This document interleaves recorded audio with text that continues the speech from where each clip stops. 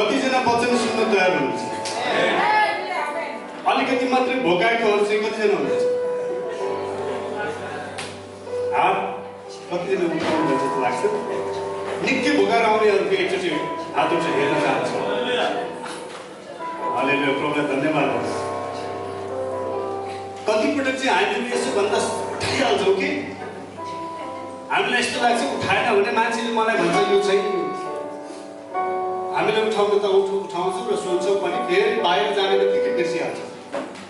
मेरो प्रार्थना छ आज त्यस्तो नहोस् र प्रभु तपाईँले हामीलाई सबैलाई नै सहायता गर्नुभएको छ। हालेलुया। र बितेको महिना र दिनहरूमा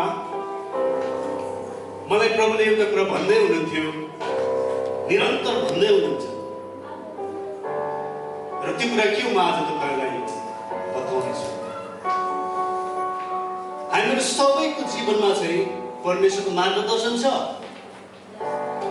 कतिजना विश्वास गर्नुहुन्छ तपाईँको परमेश्वर?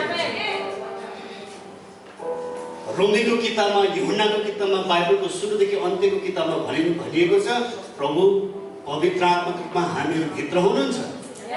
हालेलुया। त्यसो भने पवित्र आत्माले हामीसँग कुरा गर्नुहुन्छ, हामीलाई मार्गदर्शन दिनुहुन्छ, हामीलाई बाटोहरू देखाउनुहुन्छ र हामी त्यो बाटो अनुसार हाम्रो जीवनमा हामीले हिँडेपछि हामी गन्तव्यहरूमा पुग्छौँ।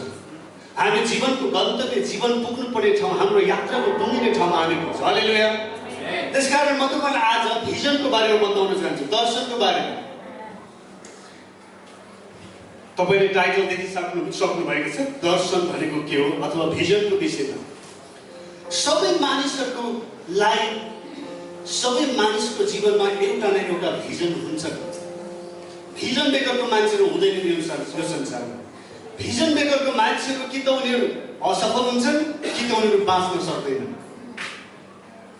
त्यसकारण भिजन चाहिँ हाम्रो जीवनको एउटा मार्गचित्र, हामीले हिँड्नुपर्ने बाटो जुन चाहिँ हामीलाई परमेश्वरले के गर्नुहुन्छ, देखाउनुहुन्छ। यो चाहिँ तपाईँ र मलाई परमेश्वरले दिनुभएको हाम्रो जीवनको उद्देश्य हो। त्यसकारण हामीहरू हरेकको जीवनमा हुनुपर्दछ। त्यो भिजनले चाहिँ हाम्रो जीवनमा भएको भिजनले, दर्शनले चाहिँ हामीले के गर्दछ, हामी हिँड्नुपर्ने बाटोमा, हाम्रो योजनामा, हाम्रो गोरेटोमा के गर्नुहुन्छ परमेश्वरले हामीलाई थकिरहनुहुन्छ, हामीलाई के गरिरहनुहुन्छ, ठेलिरहनुहुन्छ। अनि हामी दिन लगातार यसरी हिँडिरहेको छौँ। तर जो जतिमा भिजन हुँदैन, जो जतिमा परमेश्वरको दर्शन हुँदैनन्, उनीहरू कि त के गर्छन्, अल्छी हुन्छन्। नम्बर 2, उनीहरू काम गर्यो भने के गर्छन्, बिचमा छोडिदिन्छन्।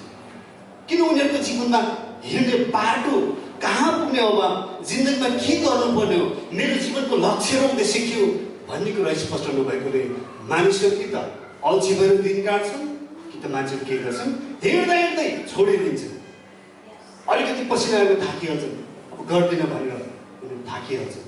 उनीहरूलाई हरेस त्यो कुरा भन्ने कुरा आइहाल्छ। त्यसकारण भिजन चाहिँ मान्छेको जीवनमा एकदमै महत्त्वपूर्ण छ।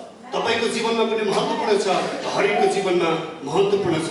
हितोपदेश 29:18 एउटा वचन लेख्दछ, जहाँ दर्शन छैन त्यहाँ मानिसहरू विनाश हुन्छन्। भन्नुभयो त, हामीले एकचोटि पढ्नेछौँ, जहाँ दर्शन प्रकाश छैन। मैले वचन पढ्दा चाहिँ म बारम्बार भन्छ तपाईँहरू पढ्नुहोस् वचन। एकचोटि हामी सबैले पढ्नेछौँ, जहाँ दर्शन, तपाईँले पढेपछि तपाईँलाई थाहा भयो कि जहाँ भिजन हुँदैन त्यहाँ मान्छेहरूले उद्देश्य भेटाउँदैनन् र उनीहरूले के गर्नुपर्ने त्यो कुरा उनीहरूले थाहा पाउँदैनन्। त्यसकारण कति बाइबलमा लेखिएको छ, अङ्ग्रेजी हुन्छ पेरिस, पेरिस भन्ने शब्द लेखिएको छ। पेरिस सहर होइन, पेरिस, विनाश हुने कुरा। र यहाँ त नेपालीमा ट्रान्सलेट गरिएको छ, भाँडिन्छन्। मानिसहरूमा एकट्ठा हुने कुरा, मानिसहरूमा उद्देश्य भेटाउने कुरा उनीहरूले जीवनमा नपाएको कारणले मानिसहरूले के गर्छन्, त्यस्तो ठाउँमा चाहिँ के गर्छन्, मानिसहरू भाँडिन्छन् भनेर परमेश्वरको वचनले भन्दछ। हालेलुया। तर जहाँ भिजन हुन्छ, जुन ठाउँमा भिजन हुन्छ त्यो ठाउँमा चाहिँ मानिसहरूले जीवनको उद्देश्य भेटाउँछन्, जीवनमा आशा, उनीहरूको जीवनमा भविष्य उनीहरूको लागि उनीहरू थाहा गर्छन्। त्यस कारण के गर्छन्, मानिसहरू दौडिरहन्छन्। दौडेपछि दौडेको 5000 किलोमिटरको एउटा म्याराथनमा मानिसले दौड्न थाल्यो भने 2000 किलोमिटर थाक्यो भने के हुन्छ, असफल भयो। तर उसको भिजन चाहिँ म 5000 किलोमिटर पहिलो नम्बरमा आउँछु भनेर यदि सोच्यो भने ऊ दौडेको गरेर 18 घण्टा किन नहोस्, 20 घण्टा किन नहोस्, 24 घण्टा किन नहोस्, ऊ दौडेर के गर्छ त्यो ठाउँमा पुगिहाल्छ। हालेलुया। कठिन छ तर उसको भिजनले उसलाई के गर्यो, दौडाइरह्यो, घचिटिरह्यो, ठेलिरह्यो। विचार गर्नुहोस् तपाईँको जीवनमा कस्तो भिजन छ, तपाईँ जीवनमा के गर्नुहुन्छ, तपाईँले जीवनमा परमेश्वरको निम्ति के गर्ने भिजन राख्नु भएको छ। हालेलुया। तर म आज व्यक्तिगत भिजनतिर नगएर आज म तपाईँलाई जान्न चाहन्छु मण्डलीको भिजनको बारेमा, मण्डलीको भिजनको बारेमा। जुन मण्डलीको भिजन स्पष्ट छ, दर्शन स्पष्ट छ, त्यहाँ मानिसहरूले सेवा गर्ने साहस, जोश, प्रेरणा पाउँछ। तर कति ठाउँमा हामीले त्यो कुरा पाउन सक्दैनौँ किनभने उनले मण्डलीको भिजन थाहा पाएन। मानिसले सेवा गर्ने के को निम्ति, कहाँ पुग्ने, कसरी सेवा गर्ने भन्ने कुरो उसलाई प्रश्न भएन भने मान्छेले 2-4 वर्षसम्म सेवा गर्छन् परमेश्वरको मण्डलीमा पनि, त्यसपछि उनीहरू हताश खान्छन्, उनीहरू हमेसा हरेस खान्छन्। त्यसकारण तपाईँले सेवा गर्ने मण्डलीको भिजन तपाईँले थाहा पाउनुपर्छ। हालेलुया। मण्डलीको भिजनले मान्छेलाई दौडाइरहन्छ। तपाईँले मण्डलीको भिजन थाहा पाउनुभयो भने तपाईँ हिँडिरहन्छ।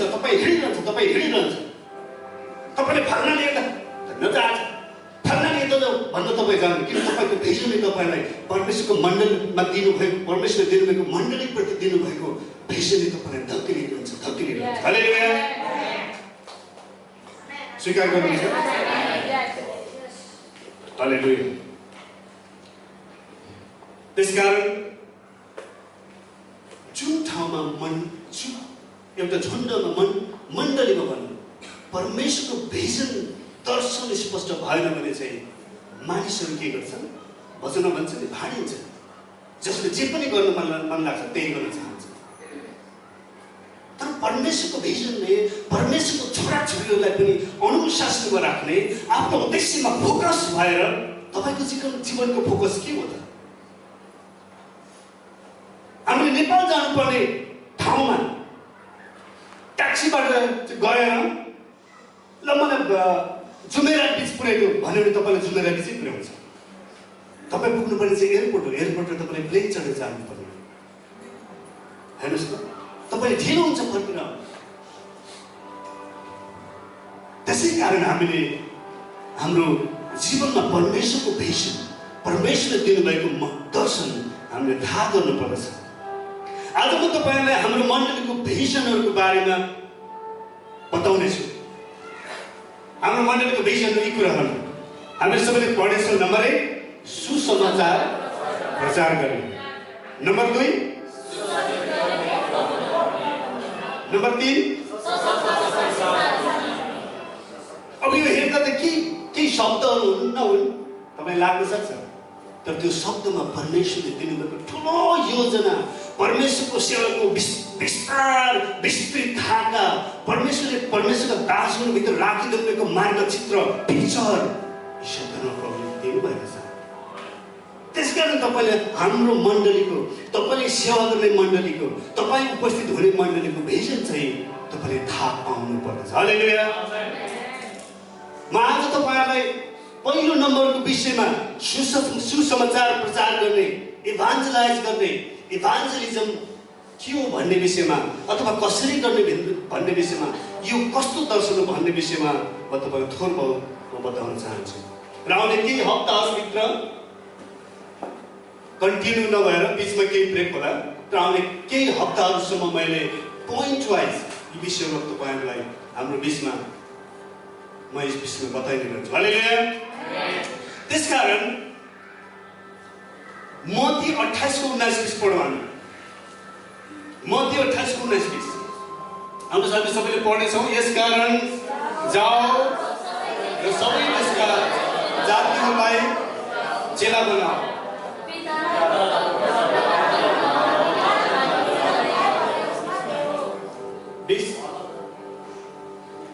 मैले तिनीहरूलाई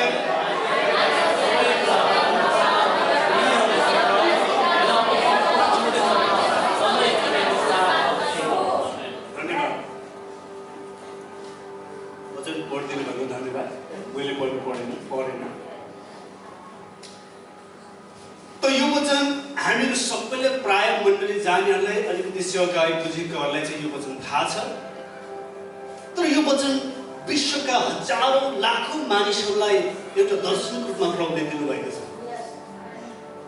र यो वचनभित्र प्रभुले यस्तो एउटा दर्शन राख्नु भएको छ, यस्तो योजना राख्नु भएको छ, संसारका लाखौं मानिसहरूले यो वचनद्वारा प्रेरणा पाइरहेका छन्। जतिखेर प्रभु यीशु चाहिँ के गर्नुभयो, मरेर बौरी उठ्नु भएको थियो, बौरी उठेर चेलाहरू कहाँ यसरी प्रकट हुनुभयो। अनि चेलाहरूका प्रकट भइसकेपछि यीशुले भन्नुभयो, अब तिमीहरूको काम यहाँ बस्ने होइन, अब तिमीहरू चाहिँ जानुपर्छ, ठाउँ ठाउँमा जानुपर्छ, देश देशमा जानुपर्छ, जाति जातिहरूको जानुपर्छ। तिनीहरूले के गर्नुपर्छ, तिमीहरूले सुसमाचारको काम गर्नुपर्छ र मेरो नाउँमा चेला बनाउनुपर्छ। यीशुको नाम। आमेन। हालेलुया। हालेलुया। एकै ठाउँमा बस्नु त के चेला भयो? कुनै मान्छेले पिएचडी गरेर डक्टर गरेर सर्टिफिकेट गोजीमा राखिराख्यो भने के काम भयो? ज्ञान चाहिँ धेरै पायो तर गोजीमै राखिराख्यो, घरबाट बाहिर निक्लेन भने के को ज्ञान, त्यो ज्ञानको के काम भयो? परमेश्वरको राज्यमा पनि परमेश्वरले तपाईलाई दिनुभएको ज्ञान, वरदान, बुद्धि, विवेक, धन सम्पत्ति यावत थोकहरूद्वारा परमेश्वरले के गर्न चाहनुहुन्छ? आफ्नो राज्यमा तपाईलाई प्रयोग गर्न चाहनुहुन्छ। त्यसकारण यीशुले भन्नुभयो चेलाहरूलाई, अब तिमीहरू जाऊ, मेरो सामुन्ने बसिराख्ने होइन, म तिमीहरूको बिचमा धेरै समय रहने छैन, तर तिमीहरू चाहिँ अब जानुपर्छ, ठाउँ ठाउँमा जानुपर्छ। अनि के गर्नुपर्छ? सुसमाचार गर्नुपर्छ। हालेलुया। हालेलुया। हालेलुया। यूहन्ना 20:21 यीशुले भन्नुभयो, मैले तिमीहरूलाई आज्ञा गरेका जसरी पिताले मलाई पठाउनु भयो त्यसरी म पनि तिमीहरूलाई पठाउँदछु। तपाईँ विश्वास गर्नुहुन्छ तपाईँलाई यीशुले पठाउनु भएको छ?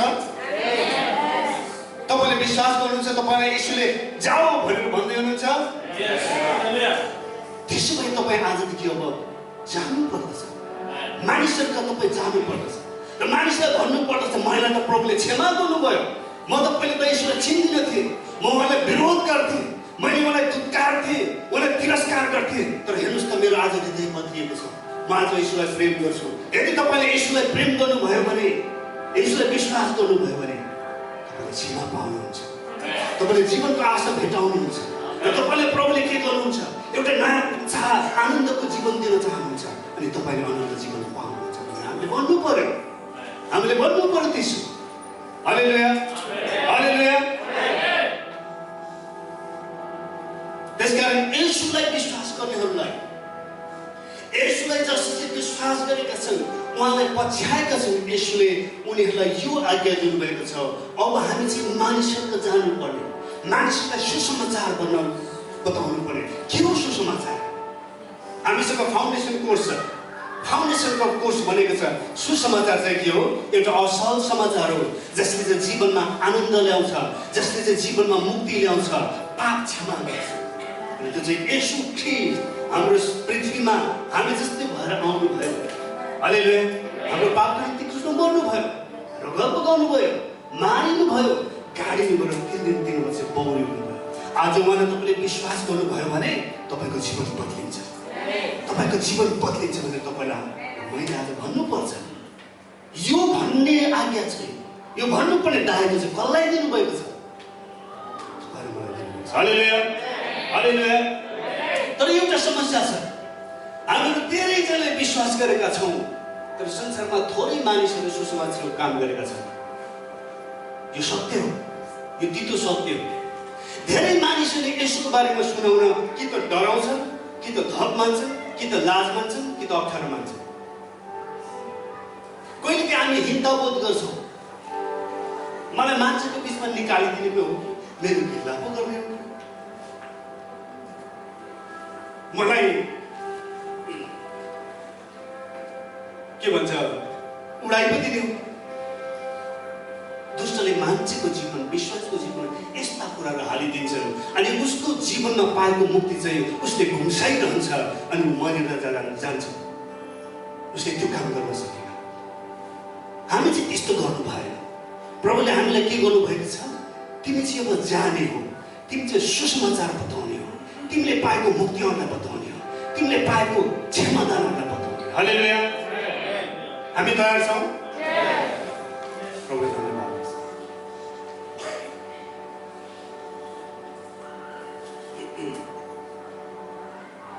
जिन्दगीमा तपाईलाई सबैभन्दा ठुलो काम के लाग्छ?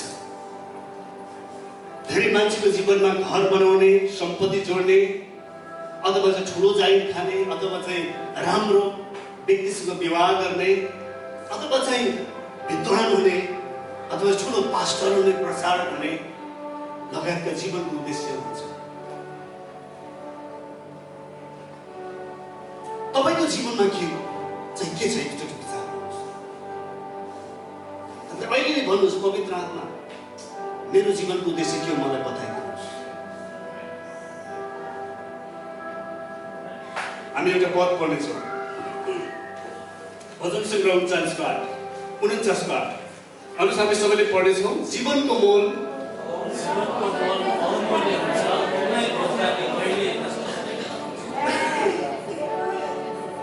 जिन्दगीमा तपाईँले सबैभन्दा गर्नुपर्ने काम चाहिँ यो वचनले लेख्दछ।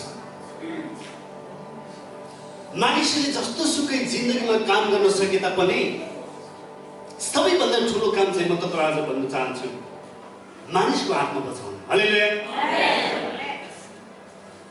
त यो वचनले भन्दछ एउटा मान्छेको मोल, मान्छेलाई किन्न सकिने रुपियाँ पैसाको मोल कहिले पनि त्यसलाई हामीले किन्न सकिँदैन। मान्छेलाई एकचोटि मरेपछि फेरि बचाउन कसैले पनि सक्दैन। मान्छे एकचोटि गायब भएपछि उसलाई फिर्ता ल्याउन सक्दैन। त्यसकारण मान्छेको जीवन अनमोल छ, यो मूल्यहीन छ। कुनै पनि मूल्यहरूले मान्छेको जीवनलाई किन्न सकिँदैन। नत्र भने तपाईँ र म यसरी प्रभुको सुसमाचार, प्रभुको राज्यमा सेवा गर्न पाउँदैन थियो। बिलियनियरहरूले, अरबपतिहरूले पहिले किनेर त्यो काम गरिसक्थे। तर प्रभुले तपाईँ र मलाई यस्तो भयानक ठुलो, अति महान, अति विशिष्ट काम आज दिनुभएको छ। अनि त्यो चाहिँ प्रियहरू तपाईँले गर्न सक्छ। भन्नुहोस् तपाईँले, म आत्मा बचाउन सक्छु, म सुसमाचार बाँड्न सक्छु, म आत्मा बचाउन सक्छु। यदि तपाईँको हृदयमा भित्र गहिराइमा चाहिँ मानिसको आत्माको प्रतिको प्रेम, अथवा भनौँ परमेश्वरले तपाईँलाई क्षमा दिनुभएको त्यो क्षमादानलाई थाहा गर्नुभयो भने, यसले तपाईँको निम्ति क्रुसमा टाँगेर रगत बगाएको कुरा, आफ्नो शरीर तोडेको कुरा तपाईँले याद गर्नुभयो भने प्रियहरू, तपाईँमा त्यो प्रेम चाहिँ, मान्छेको आत्मा बचाउने प्रेम चाहिँ यसरी उम्लिन्छ, यसरी उम्लिन्छ, तपाईँ सुतेर बस्न सक्दैन। म यो ग्यारेन्टी दिन सक्छु। यदि तपाईँले यो कुरा मात्र याद गर्नुभयो भने तपाईँले सुतेर बस्न सक्दैन। तपाईँ खुट्टा चिलाउन थाल्छ, तपाईँमा छटपटी लाग्छ, अनि उतार गएर यता गएर तपाईँले भन्न थाल्छ, प्रभुले तपाईँले प्रेम गर्नुहुन्छ। तर तपाईँले त्यो कुरा थाहा पाउनुभयो भने भएन भने चाहिँ परमेश्वरको दर्शन तपाईँबाट पुगिरहेको छ, मण्डलीको दर्शन तपाईँले थाहा गर्नुभएको छ। त्यसै कारण आज हामीले मण्डलीको दर्शन थाहा पाउनुपर्छ र मण्डलीको दर्शन यसरी लागिरहनु पर्दछ, यसरी लागिरहनु पर्दछ। यदि तपाईँले त्यो गर्नुभयो भने तपाईँलाई त्यो दर्शनले, प्रभुको शक्तिले, प्रभुबाट आएको त्यो ठुलो सेवाको दर्शन तपाईँले ठेलिरहन्छ अनि तपाईँ जीवनमा सफल हुनेछ। हालेलुया, हालेलुया। त्यसकारण मैले भने तपाईँले र मैले गर्न सक्ने काम चाहिँ जुन कुरा चाहिँ संसारको अरू मान्छेले गर्न सक्दैनन्, धेरै धन सम्पत्ति शक्ति भएका मान्छेले गर्न सक्दैनन्, त्यो चाहिँ तपाईँले मैले गर्न सक्छु। तपाईँले कहिले सोच्नु भएको छ, म 1 महिनामा त यो वर्ष कम्तीमा एउटा आत्मा बचाउन चाहन्छु, कम्तीमा एउटा, 1 महिनामा त 2 महिना। तपाईँले कहिले त्यसो भन्नुभएको छ? आजदेखि तपाईँले भन्नुपर्छ। तपाईँका चिनजानको मान्छेहरू याद गर्नुहोस् र नोट गर्नुहोस्, 1 2 3 4 र प्रार्थना गर्न थाल्नुहोस्, प्रभु उनीहरूको आत्मालाई बचाउनुहोस्। घरको कति मान्छेले आज मुक्ति पाएका छैनन्, तपाईँले लेख्नुहोस् र भन्नुहोस्, प्रभु उनीहरूको आत्मालाई दाबी गर्दछु। यूहन्ना 8:32 भन्दछ, मैले पाएको मुक्तिले उनीहरूले पनि मुक्ति पाउनेछन्।